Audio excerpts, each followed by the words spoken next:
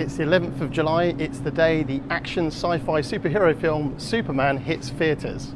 The main roles of the movie are David Corenswet, who is taking over the lead role as Superman, Rachel Brosnahan as Lois Lane, and Nicholas Hoult as Lex Luthor.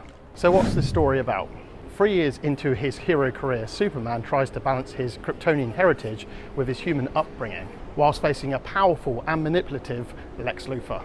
Excitement level, probably about mid-level. I should confess I'm a massive fan of Henry Cavill in the previous films, and I wasn't the happiest when they decided to reboot it. However, it has been a couple of years, and what with all the publicity of David Corenswet as the new Superman, it's gave me time to get used to him as it, the new suit, the trunks. I've kind of all got used to that, and in fact I quite like the new suit now with the vibrant colours it gives off.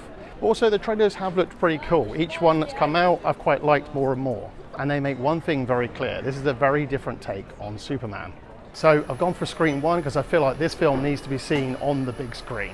So I'll catch you with my thoughts after the movie. So I've just come out of the movie, so let's go over the highlights and the hang-ups. First of all, the highlights. This was a fun and enjoyable film. The action was great, the performances were very strong, and the pacing of it was really quite sound. It had a really nice flow to it. Soundtrack wise, this was a very different film from all the other Superman films, using popular songs, giving it that sort of James Gunn touch, which I really enjoyed. David Corenswet as Superman and Rachel Brosnahan as Lois Lane were instantly convincing as their roles. I really liked Nick Holt's smart and manipulative, I can't say that word for some reason. I really liked his Lex Luthor, and I thought it was a decent portrayal that made it stood out from the other versions. My favourite character was Mr. Terrific. He stole every scene he was in, especially his fight scene to the song 5 Years Time by Noah and the Whale. It was a real fist-pumping, toe-tapping moment, and it's still playing in my head as we speak. Green Lantern was also great, adding fun conflict and helping you to separate the difference between heroes like himself and those like Superman. Hang-ups. Although I really enjoyed the humour in this movie, I think sometimes it just went a little too far, and sometimes it did undercut some of the drama we had in the film. There was a battle that constantly gets referenced throughout this film, and it also is there in the climax of the story.